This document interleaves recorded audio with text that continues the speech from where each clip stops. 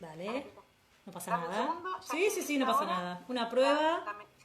cierro todo, Estoy con Miriam, tratando de transmitir abro en el vivo. Instagram.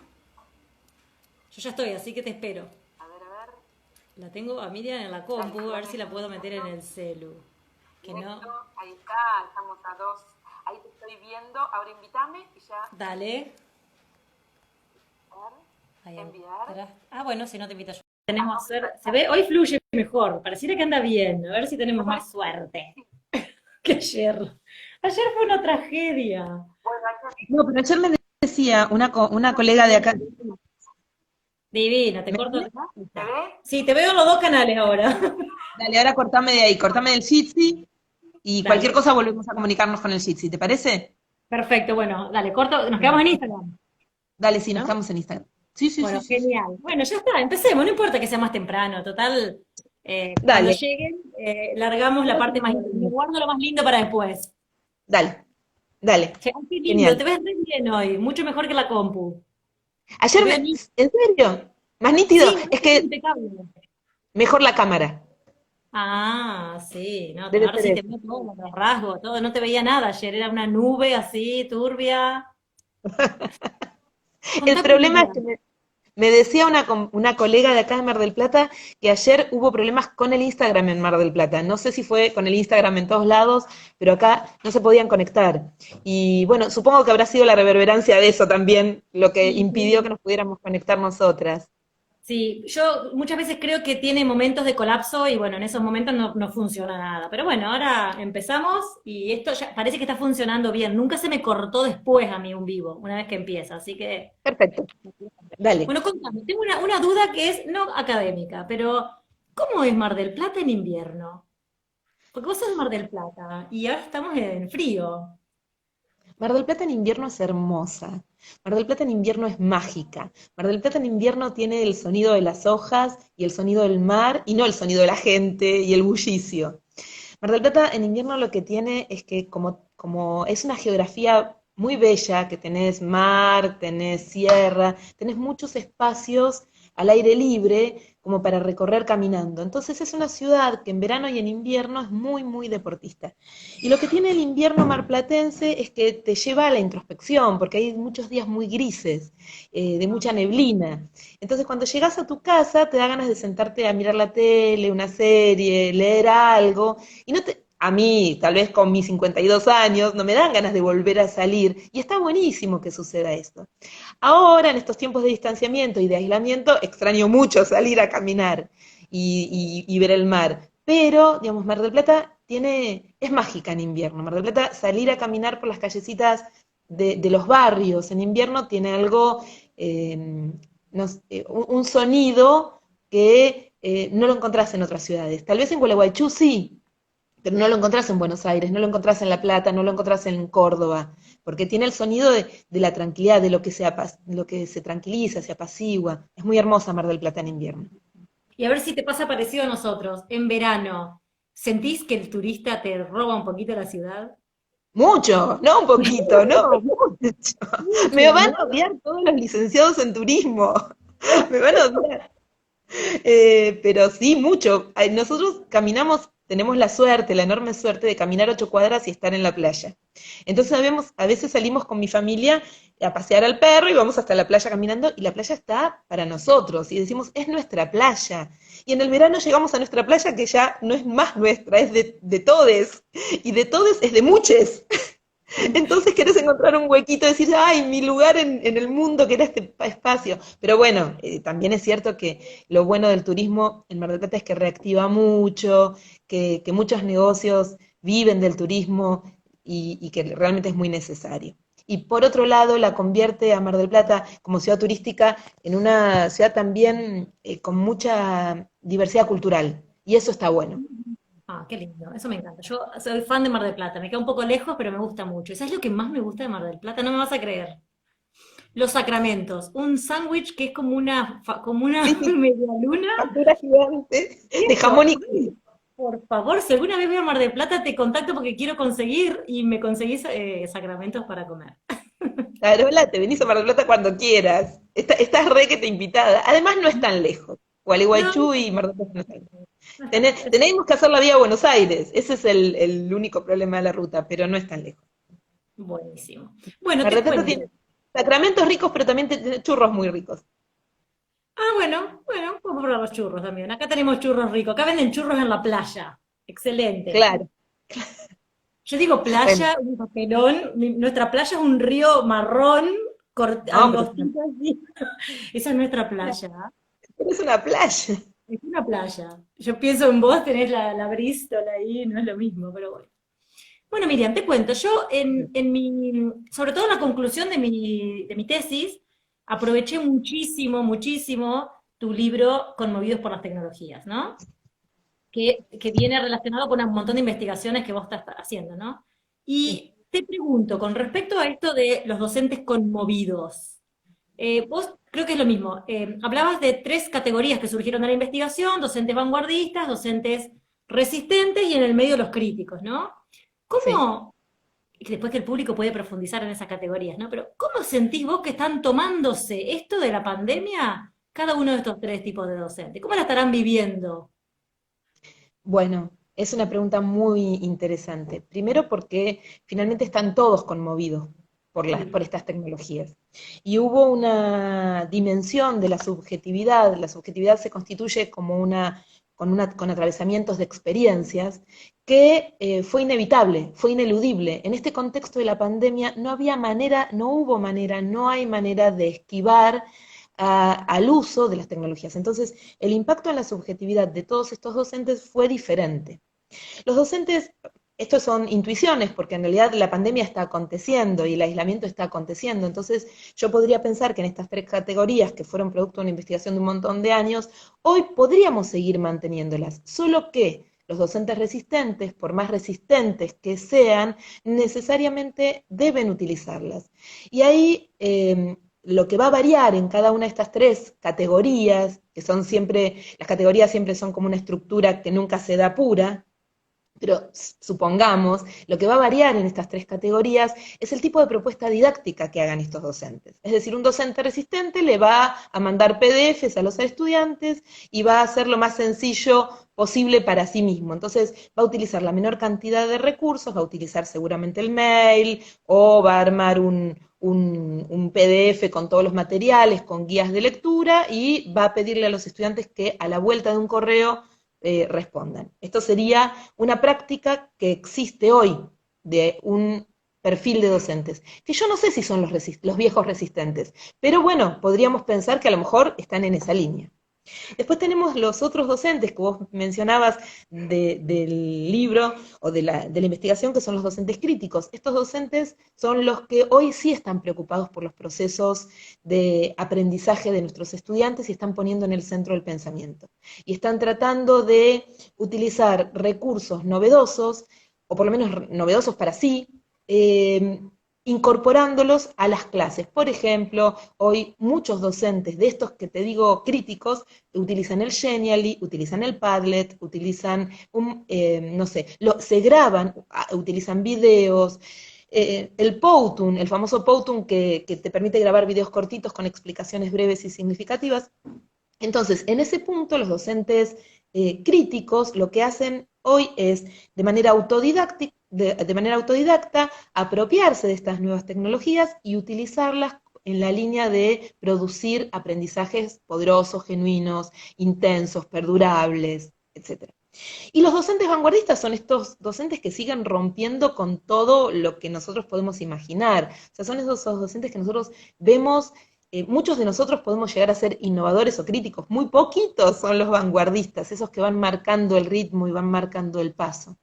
Yo creo que hoy la vanguardia está, o por lo menos estos docentes, están muy cerca de llevar a la práctica, realmente a la práctica, no a la teoría, la idea de la narrativa transmedia, de una transmedia pensada como concepto, una transmedia que va a producir aprendizajes interdisciplinarios en distintos espacios, en las redes, en distintos espacios sociales, donde ya no se trata de un contenido específico, sino en el modo de relatar este contenido atravesado por distintas disciplinas. Entonces, en síntesis, yo no sé si se conservan estos tres perfiles del libro, No lo sé. Lo que sí podemos ver es que hay distintos modos en la pandemia o en el distanciamiento de usos de estas tecnologías. Tal vez en otra investigación concluyamos o no que son los mismos perfiles. No lo sé. Lo que sí está claro que nuevamente hoy, si tuviera que escribir otro libro, podría identificar como grandes categorías de prácticas de enseñanza. Bien. ¿Y te has puesto a pensar, vos se animan a autodefinirse los investigadores cuando tienen estas categorías ahí en la mesa o no les da esas ganas de hacerlo? Sí, dan re ganas, pero uno se idealiza. O sea, ese es el problema. Yo ni loca me pienso como una docente resistente. No, no, de ninguna manera. A mí me Claro, no. gustaría estar más del lado de los docentes críticos y algún día, antes de jubilarme, generar alguna huella, algo que produzca una ruptura significativa. No creo que suceda, pero por lo menos encontrarme entre los docentes críticos, eso sería como una imagen ideal hacia mí misma. Eh, Siempre uno se ve de esa manera, linda. No me gustaría verme como una docente resistente, pero además también es cierto, Carola, que es el tipo de disciplina que estamos investigando. Entonces, sería muy contradictorio estar trabajando, pensando en las tecnologías, en las innovaciones tecnológicas, en los atravesamientos subjetivos, en las revoluciones múltiples que hay mentales, como diría Barico ahora en estos últimos libros, y en esas mutaciones, mi tesis de doctorado habla sobre mutaciones didácticas, en escritura, no en publicación todavía, en esas mutaciones didácticas que hacen que por la propia curiosidad te centres en esas categorías, ¿no? Sería muy contradictorio estar pensando, me voy a resistir, cuando en realidad muchos autores, muchos teóricos ya nos dicen, es imposible resistirse, la revolución pasó por otro lado y ya está acá. Totalmente. En un momento, cuando hablabas de esto del contenido y la enseñanza, dijiste en muchos de los videos que te han entrevistado, decís que no pasa por el contenido que se trabaja, sino por la complejidad de la tarea, de la propuesta, de lo que sea. Contanos algo que nos impide cómo hacemos para pasar del foco en el contenido al foco en la complejidad. Bueno, en realidad, primero preguntándonos si ese contenido vale la pena de ser enseñado. Y preguntándonos también si ese contenido es significativo para nuestros estudiantes y si es significativo para la sociedad, porque cuando nosotros enseñamos somos sujetos políticos también, somos pedagogos, pero también somos sujetos políticos, por lo tanto lo que nosotros enseñemos tiene que tener algún sentido para los estudiantes, pero también para la sociedad. No formamos en una profesión, no formamos para ser profesores de, estamos formando ciudadanos activos, críticos, etcétera. Ahora, ¿cómo hacemos para pasar del contenido a la complejidad? Es volviendo a recuperar cuáles son las preguntas originales que se hicieron, ese campo de conocimientos, para que eso se convierta luego en un contenido de enseñanza. ¿Cuáles son esa serie de transformaciones que sufrió ese contenido? Que era un conocimiento primero y después se transformó en un contenido de enseñanza, diría Chevalar, ¿no? En la transposición didáctica. ¿Cómo empezaron esa serie de transformaciones de ese conocimiento? Recuperar ese conocimiento complejo. Y hoy te voy citando un montón de autores, perdón, pero como diría Perkins, jugar el juego pleno. Lo Entonces, mejor, ahí tenemos... citalos, citalos. Me encanta. Sí, bueno. Me encanta la polifonía a los vivos, por favor, sí, sí. Bueno, en ese sentido, ahí tenés el proceso de transformaciones del conocimiento, de algo complejo, fascinante, que a los investigadores les daba para seguir profundizando, de eso pasó a ser un contenido a ser enseñado. Entonces, ¿cómo hacemos para volver a esa complejidad? Bueno, intentando jugar el juego pleno, intentando volver a darle la dimensión que está enlazado en muchos otros conocimientos que se articulan.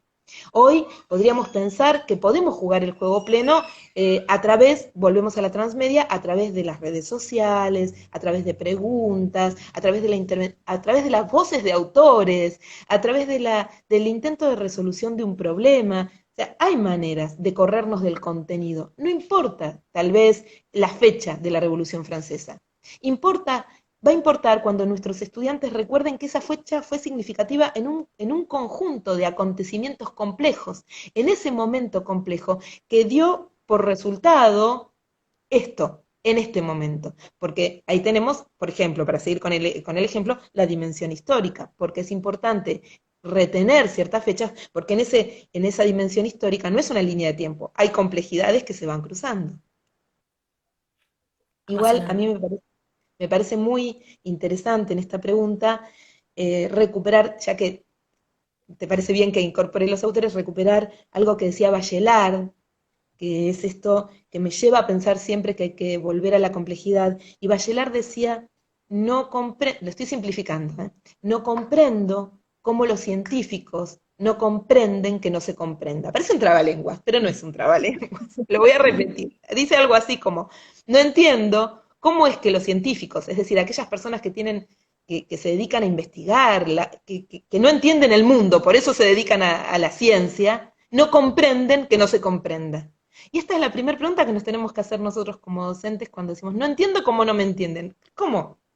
Lo primero que tenemos que preguntarnos es, o sorprendernos es, ¿cómo es que nos están entendiendo? Está fantástico. Hay un lazo bueno que está sucediendo si nos estamos comprendiendo. O sea, lo más habitual es que el estudiante se resista, que el estudiante sienta que no es, no es lo que quiere aprender. Entonces, ¿qué hacemos nosotros para recuperar esa complejidad? Dando lugar justamente a la posibilidad de que el estudiante investigue, recupere el conocimiento. Bueno, eso.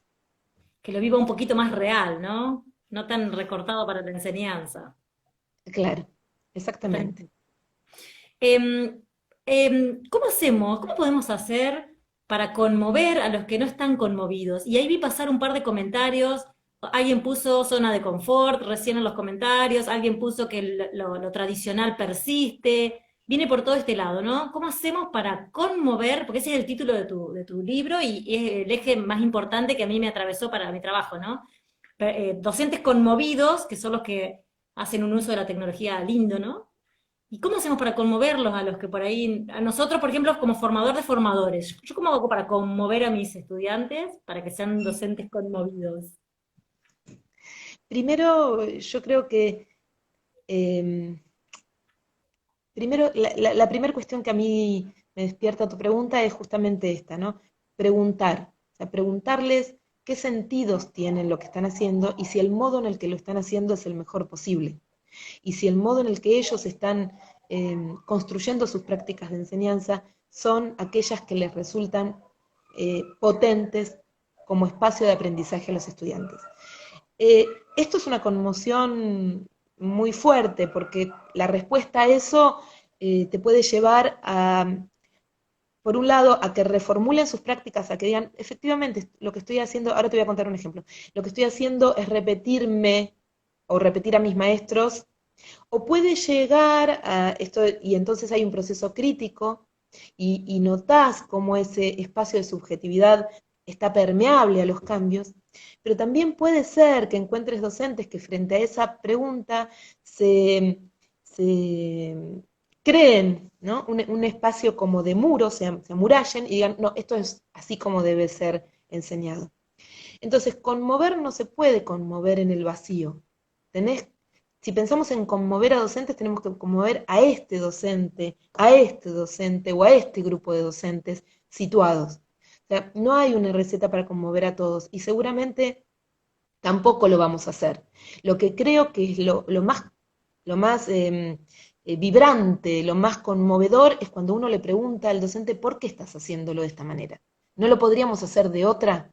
¿Por qué estás sentando a tus estudiantes a uno detrás de otro?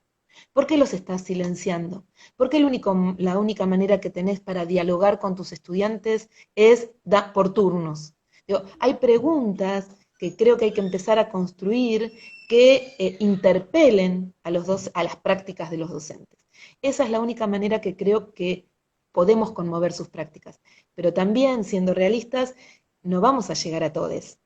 O sea, lo cierto es que cuando uno piensa en algunos perfiles, hay gente que es más resistente, más impermeable, y otros bueno, que pueden aprender a jugar. Creo que tener espíritu lúdico y proponerles la idea de un juego, ¿no? También conmueve las estructuras. No sé si lo podés contar o si es parte de la investigación, pero supongo que hablabas con estos docentes conmovidos, ¿no? Y me gustaría saber cómo era la historia, la biografía escolar de esos docentes, qué los conmovió, si hubo un quiebre en su vida que de repente ellos pueden decir que a partir de ahí cambió, cómo llegaron a ser así. Bueno, sí, tuve un montón de entrevistas y de hecho las sigo teniendo porque mi tesis de doctorado es sobre profesores vanguardistas, o sea, seguí esa línea. O Ah, sea que sigo teniendo esas entrevistas en profundidad. Lo que noto, después de tener un montón de entrevistas con mucha gente del mundo, quiero decir, tuve entrevistas con gente de todo el mundo, es que hay algo del orden de eh, mm, de lo vital, que hay algo de su biografía personal que hace a la permeabilidad. Es decir, que hace a la curiosidad, que hace a la posibilidad de tomar el riesgo por cosas buenas o por cosas malas. Es decir, yo entrevisté a una docente que me decía, yo desde chiquita quise ser maestra y fui maestra normal y estudié para ser maestra normal y siempre me dio curiosidad la pedagogía, pero cuando me di cuenta que la escuela era cuadrada, me fui de la escuela, no quise ser más maestra, habiéndose recibido, digo, ¿no? Me dediqué, dice ella, a otra actividad profesional y sin embargo ahora, volviendo a la docencia universitaria, recupero ese deseo y esa pasión porque desde donde yo puedo hacer los cambios los puedo hacer. Eso es un caso. Otros casos más trágicos. Este es un caso donde desde su biografía va describiendo que siempre le apasionaba. Otros casos donde por razones políticas tuvieron que emigrar o irse del país y ahí descubrieron cuáles eran las posibilidades de tomar riesgos en otros espacios, por ejemplo el de la docencia, ya que se veían censurados en los espacios de militancia o en hacer oír sus voces. Acá en otros espacios de la docencia. Entonces, si yo tuviera si tengo que contestar tu pregunta de una manera sencilla, diría que la historia biográfica, que siempre es distinta, siempre es distinta, pero que la biografía personal va a marcar en muchísimo la permeabilidad de estos docentes críticos, docentes resistentes o docentes vanguardistas. Ahí tenés mucho. Y bueno, hay alguna categoría que no es mía, que es de Edith Lidwin, que es la de profesores memorables, que también es importante. Cuando entrevistaba a mis profesores para las tesis, muchos de ellos iban recuperando en sus prácticas las de sus profesores memorables. Y uno recuerda a esos profesores y los hace presente, ¿no? En este tiempo presente yo me pregunto si seré tan buena como tal o como cual, o también digo, no, pero si fulano o mengano me dijeron que yo tenía que enseñar de esta manera y tenía que evaluar de esta manera y era mi profesor ideal y yo por ese profesor seguí esta carrera, ¿por qué hacerlo de otra manera, no? Entonces ahí tenés como dos grandes líneas interesantes, que es por un lado la línea biográfica y sus propios relatos, ¿no? La línea biográfico-narrativa, y por otro lado la de los profesores memorables. Y en todo esto hacen un combo que siempre es distinto. Sí, nosotros utilizamos mucho, lo están nombrando también, la biografía escolar como un dispositivo de reflexión, que a veces los chicos en primero que la trabajamos tal vez no tomen dimensión de mirarse a un espejo como digamos un semillero de docente, porque tenemos muchas historias, ¿no? Como alumnos de estos maestros memorables, prácticas fuera del aula, que terminan a veces influyendo para bien y a veces terminamos naturalizando algunas prácticas, ¿no? Y eso es lo que necesitaríamos eh, conmovernos en el sentido de movernos de algún lugar que no es esa zona de confort o esa tradición o esto que hemos naturalizado, ¿no? Es un desafío importante. ¿Vos trabajás en formación docente también? Sí, sí, trabajo en el Instituto de Formación Docente número 19. Ahí soy profesora de Cultura, Comunicación y Educación, y de Tecnología Educativa. Eh, Es un desafío eh, esto, ¿no? Sí, sí, en los profesorados, mira, de inicial, primaria y especial. O sea que ahí tenés como un abanico muy grande de interlocutores y yo recuerdo muy bien cómo es trabajo hace muchos años ya en docencia, más de 30 años, y recuerdo no hace mucho, más de 12 años, te voy a decir 2008 sería aproximadamente, cómo fue el proceso de cambio también en la subjetividad de los estudiantes, de las distintas cohortes de estudiantes en los institutos de formación docente. En el 2008 yo podía llegar a preguntar, ¿quién cuida a los chicos? Y me decían la madre, y ahora jamás me van a decir la madre. O sea, eso también, o sea, es inevitable que nuestros atravesamientos tienen que ver con un montón de factores. Atribuírselo a una sola dimensión sería corto de vista. Nosotros tenemos que entender también que que nuestros estudiantes se forman no solo por nosotros, sino también por el entorno social en donde viven, por las circunstancias del contexto histórico, pero básicamente me parece que lo que conservo como una línea es que lo importante para mí es darle la palabra al estudiante y que el docente también sea permeable a escuchar cuáles son las problemáticas que está trayendo el estudiante. Porque si nosotros le damos la palabra al estudiante y podemos escuchar a la estudiante, al estudiante, decirnos sus naturalizaciones, es donde tenemos la oportunidad de romper. Es ahí, en la escucha activa de un estudiante, donde nosotros podemos romper con las naturalizaciones y donde además, Carola, también rompe con nuestras naturalizaciones. O sea, nosotros también llegamos al aula y de repente alguien te pregunta, ¿pero por qué, profe, tal cosa? Y en ese momento decís, es verdad, no lo había pensado, ¿por qué estoy haciendo esto? ¿Cómo es posible? Y cuando nosotros, en realidad, hoy te decía, a uno le gusta verse en el espejo del progresismo, ¿no? Eh, pero a veces no, tenemos prácticas tradicionales y repetitivas y rutinarias y otras, en donde los estudiantes, por suerte, nos muestran un espejo más real. Bueno, ahora en este contexto de pandemia, a mí me ha pasado que la situación de encierro y tener que enseñar como tenemos que enseñar, me puso también, me cuestionó. Hay cosas que no sabía por qué las hacía de otra manera antes. Y yo digo, no terminó, terminó siendo una oportunidad para reflexionar sobre la práctica. Bueno, a mí me parece que sí, efectivamente, este contexto de pandemia y de distanciamiento es una de las oportunidades que yo noto es esa. Nos permite reflexionar sobre nuestra propia práctica y redefinir absolutamente lo que es central y lo que es de borde en nuestro currículum. O sea, nosotros empezamos a decir, esto, ¿por qué enseñaba esto? Empezamos a dimensionar lo verdaderamente de fondo de nuestra práctica de enseñanza. Yo creo honestamente que no vamos a volver a ningún lugar. O sea, vamos a tener que crear lugares nuevos. Y yo creo que lo más potente y positivo de todo este aislamiento es que tenemos la oportunidad de crear lugares nuevos y que lo tenemos que hacer y que lo tenemos que hacer apasionadamente y que tenemos que imaginar una escuela nueva e instituciones nuevas, ya no solo mediados por tecnologías, mediados por otros discursos, escuchando a los estudiantes, escuchándonos a nosotros mismos, entendiendo que los atravesamientos discursivos no se agotan dentro de las instituciones, o sea, que la institución va a estar atravesada por otras realidades también, ¿no? Tremendo.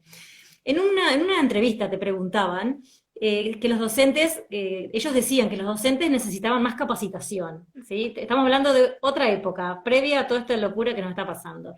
Y dijiste vos que en realidad los docentes conmovidos terminan siendo autodidactas, ¿no? Sí, En este sí. contexto que nos quedamos todos solos, manoteando recursos como pudimos, eh, creo que la capacitación se dio de otra manera, ¿no? Es como diferente, no hay curso que reemplace lo que nos pasó en estos últimos meses.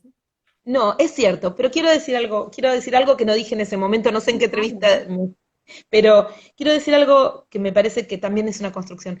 Somos autodidactas, muchos docentes, pero entendimos que hay un colectivo docente. O sea, somos autodidactas, pero no estamos solos. Entonces, acá eso es importantísimo. Pierre Levy hablaba de inteligencia colectiva. O sea, y nosotros tenemos que recuperar ese concepto, y de hecho creo que lo estamos recuperando, porque si nosotros entendemos que somos un colectivo que aprendemos, podemos estar en este momento casi solos, pero no estamos solos, porque estamos poniendo a prueba lo que hacemos con otros. Le preguntamos a un colega por dónde va. Hoy mismo yo te decía, ¿usás el OBS? Y vos me decías, no, yo uso el Jitsi. Este proceso de intercambio es un proceso de aprendizaje. Entonces, no aprendemos solos. De verdad que no aprendemos solos. Yo creo que la dimensión de lo autodidacta es pensar a una persona en soledad, sin contacto con otros. Y es cierto que hay una voluntad o una predisposición al aprendizaje, pero no es cierto, mucho menos hoy, mediados por tantas tecnologías, que estemos solos. Entonces, hay que tomar con pinzas eso que dije en aquel momento o que digo eventualmente, porque cuando uno lo piensa con honestidad intelectual, te das cuenta que estás formando parte de un colectivo. Y en este colectivo no solo hay colegas, hay estudiantes, hay chicos que no son ni estudiantes ni colegas, que de repente hacen una pregunta en el Twitter y decís, esto es brillante, y sale de alguien que es totalmente desconocido. Entonces, no es solo un espacio de de el lobo estepario en soledad aprendiendo. No, yo creo que puede ser ahora un poco individual, pero estamos en este colectivo que construye. Por eso yo creo que estos diálogos son muy necesarios, son parte de un modo de crecer y de aprender del otro que si estuviéramos solos no lo haríamos. Entonces, esto, ¿no? La noción de autodidacta tal vez es una noción un poco esquiva o errónea, hoy mucho más porque no estamos solos en realidad, estamos muy, muy, muy acompañados. Bien. Y hablando de no estar solos, ¿cómo sentís vos que es la presencia en esta virtualidad? Porque usaste el término presencia en diferentes maneras, en varias entrevistas, que he estado mirando videos de lo que apareces vos como para familiarizarme con tu pensamiento, no meter la pata. Y decís presencia, hablaste de presencia en la virtualidad. ¿Qué es la Sí. presencia en la virtualidad? La presencia en la virtualidad es decirle al otro, decirle desde muchos lugares posibles, estoy acá, nos estamos conectando. Quédate tranquilo o tranquila que acá tenés un colchón donde no te vas a caer, o si te caes no te vas a golpear muy fuerte.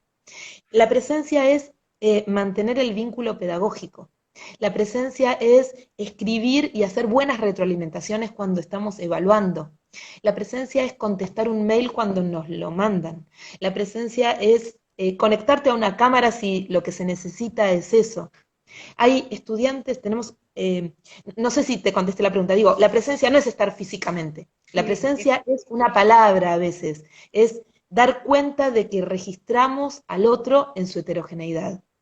sí. Eh, Porque nosotros tenemos, muchos están extrañando la presencia física y no porque hayan ido al aula antes, no todos los que estaban antes en el aula tenían la idea de presencia como la describís vos, ¿no?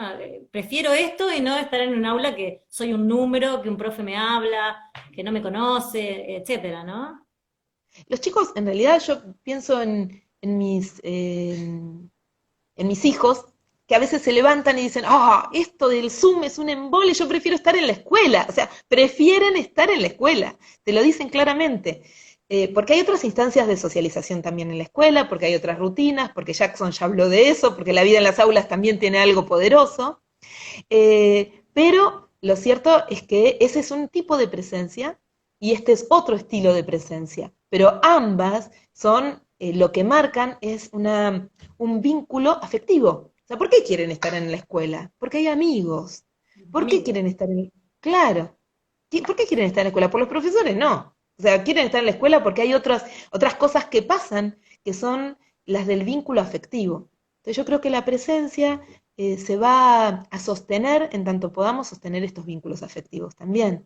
Esto es para mí lo más importante.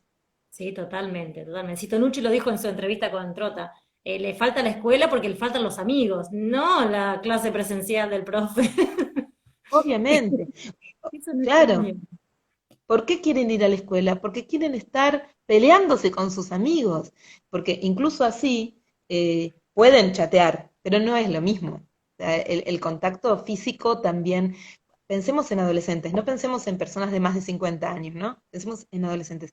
Es parte de la socialización estar en contacto físico, ¿no? Sí. Entre chicos y chicas, entre chicos y chicos, entre chicas y chicas, pero el contacto es necesario y está bueno que eso suceda.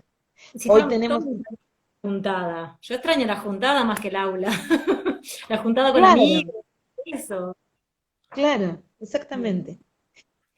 Miriam, vos escribiste un artículo re interesante, uno, varios, porque viste que la investigación se va aumentando y demás, sobre la tecnología entre los pliegues de la palabra. Y en eso hablas de modos novedosos de circulación de la palabra. A mí me gusta mucho porque a veces subestimamos el valor de la palabra ahora en la mediación tecnológica. No es nomás un mail o un tweet, es como que tiene otro sentido, ¿no? La palabra.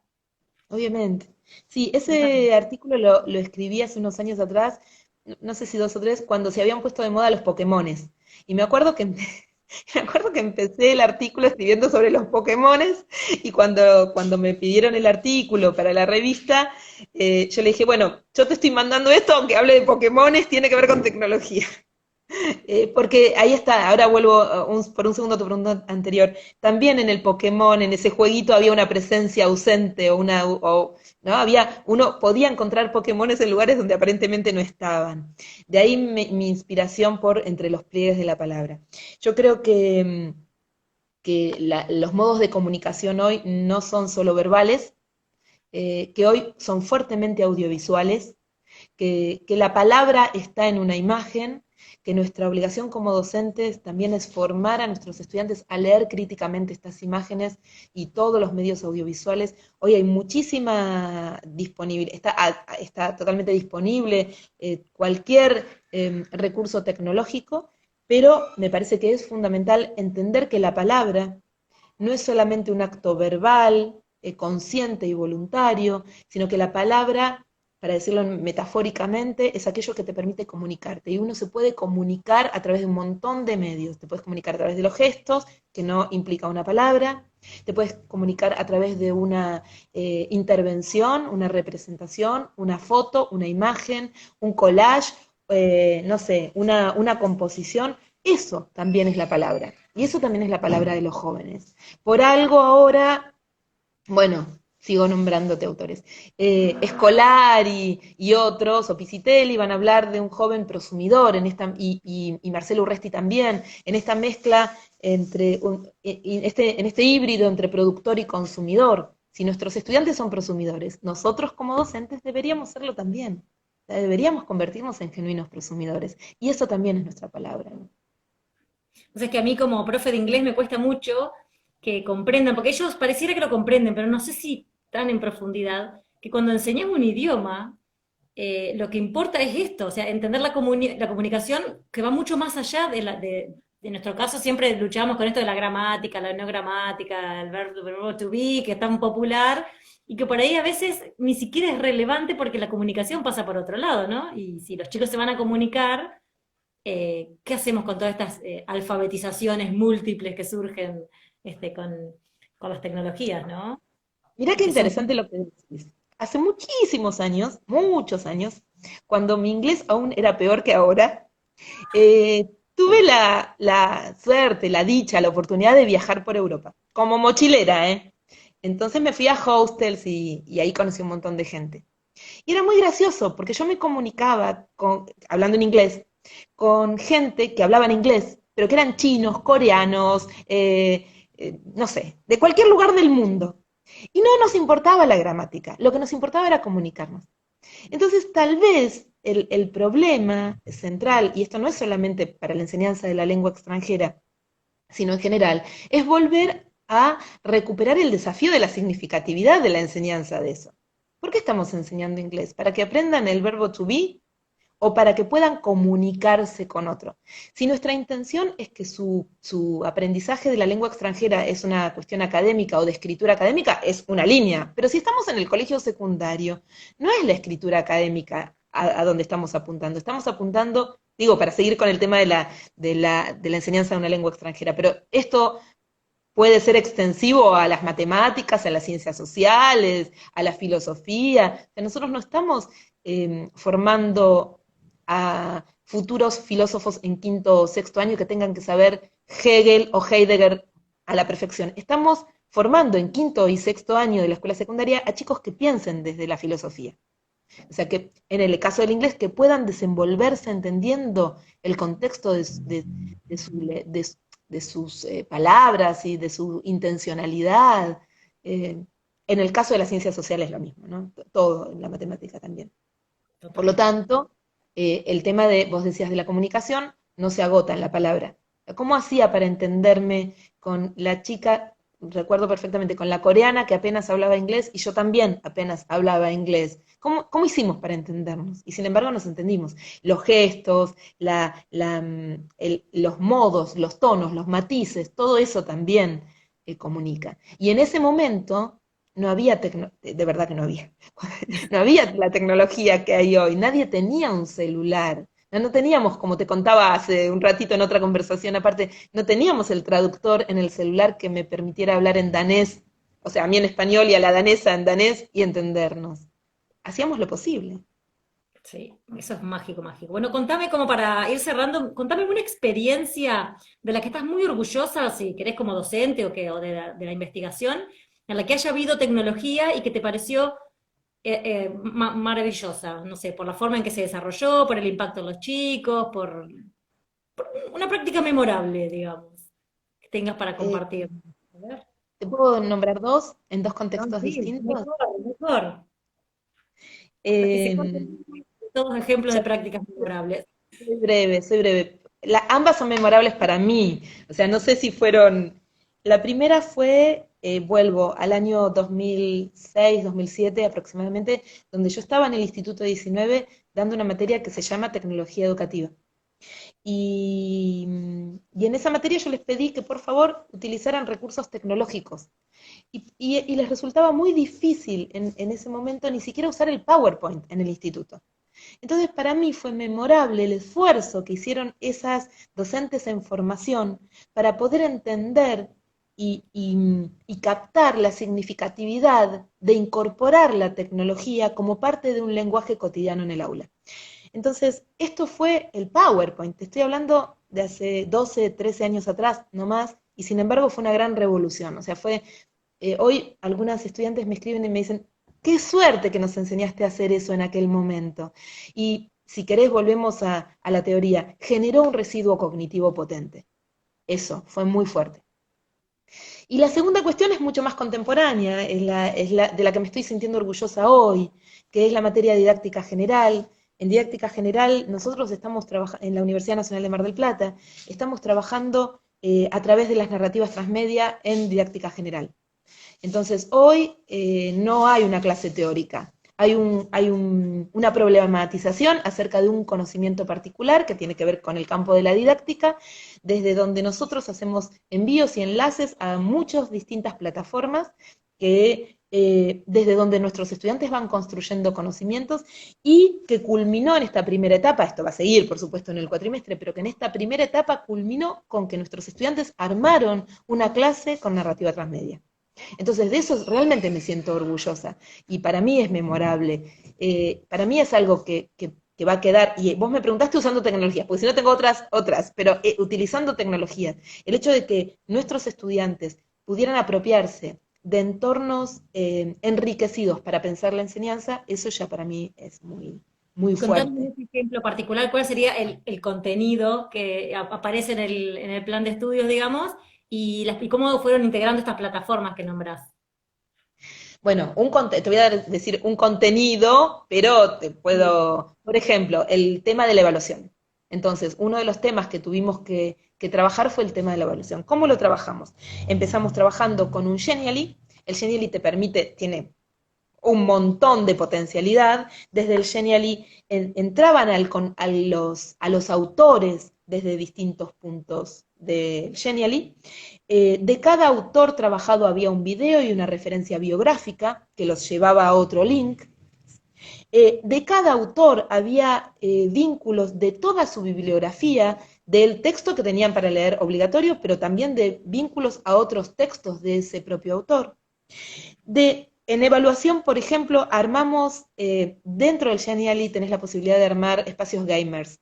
Armamos un juego de preguntas y respuestas, casi una trivia, para poner en discusión esa trivia y entender que eso que armamos, que estaba buenísimo porque era con misiones y me llevó mucho tiempo armarlo, pero entender que esa trivia y esas misiones eran muy brillantes, pero que no dejaban de tener una base fuertemente conductista.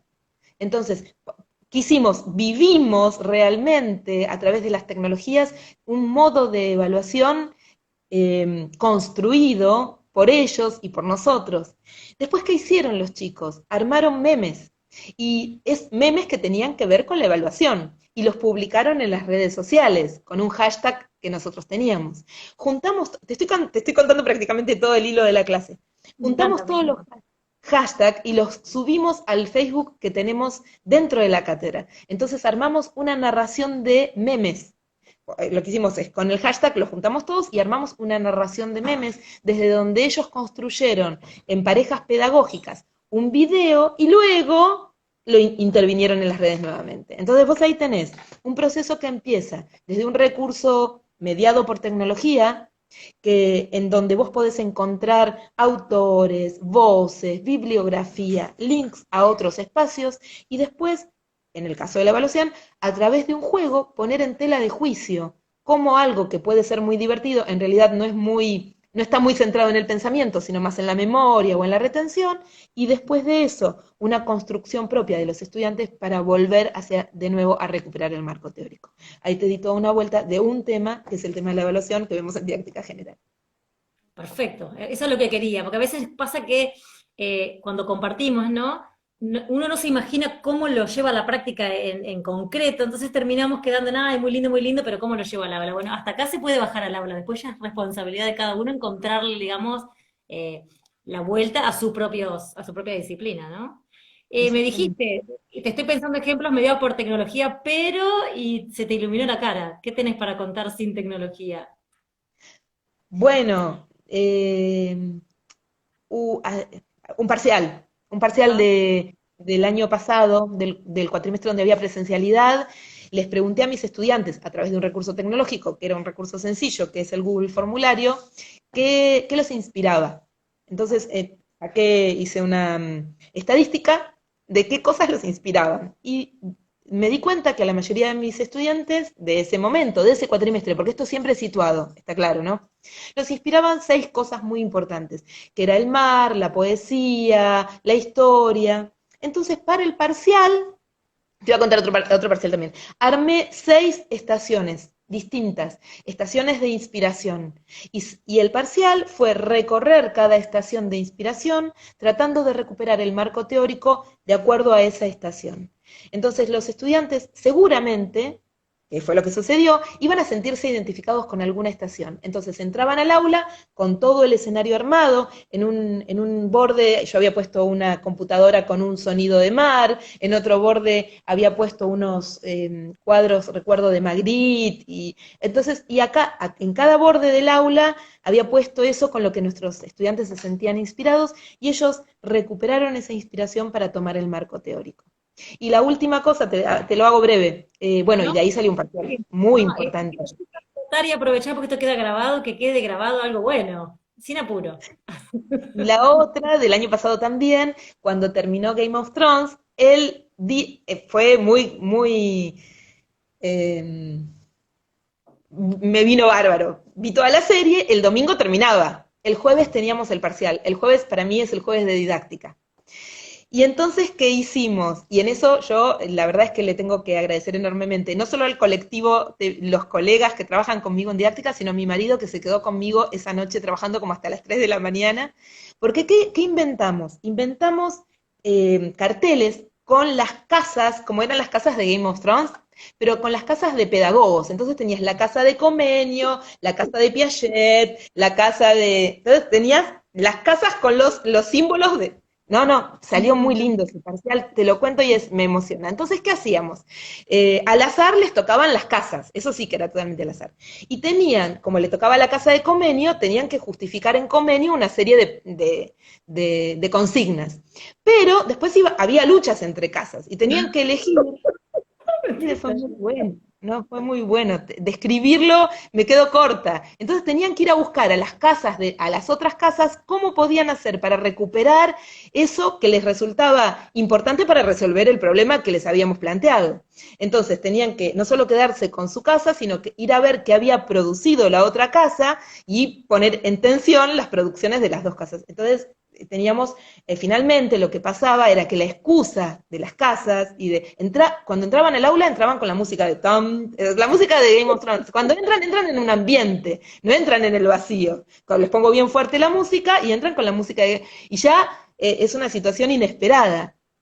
Pero nunca es tan inesperada, es decir, las evaluaciones siempre son relajadas, siempre tienen muchas horas para resolverlas, nunca están planificadas para que sean largas, siempre las podrían resolver en 40 minutos, pero como son siempre colaborativas, tienen una parte individual y una parte colectiva, los tiempos que tienen son laxos. O sea, siempre pueden contar con 3 horas o más para resolver un parcial que se podría resolver en 1 hora tranquilamente. Entonces, que cuenten con eso, que el tiempo no sea un motivo de estrés más. Bueno, te termino de contar. Entonces, finalmente, hacían todo esto de manera colectiva y al final del parcial hacían un análisis individual de todo ese proceso que habían pasado. Entonces, como docentes, nosotros teníamos la construcción colectiva, pero también una producción individual que es tan necesaria en el nivel superior y en todos los niveles, ¿no? Porque dan cuenta, hacen visible el pensamiento de cada uno. Entonces vos lo tenés cuáles son sus rutinas, cuáles son las maneras de pensar, cuáles son los metaanálisis que producen, el trabajo colectivo, pero también un espacio de trabajo individual es necesario. Bueno, ahí te conté dos experiencias que no tenían que ver con la tecnología, pero que para mí fueron y siguen siendo memorables. Memorable, sí, sí, sí. Bueno, yo a los que no te siguen en Twitter se los recomiendo porque sos muy generosa, compartís un montón de ideas y yo me muero de intriga. Ahí puso alguien, quiero ser tu alumna. Yo también hace rato quiero ser alumna de mí, pero bueno, me queda un poco lejos para cursar.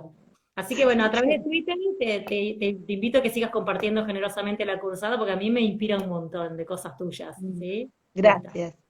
Gracias por la Bueno, invitación, Carola. Es un placer enorme. Es muy necesario, son muy necesarios estos espacios que estás abriendo.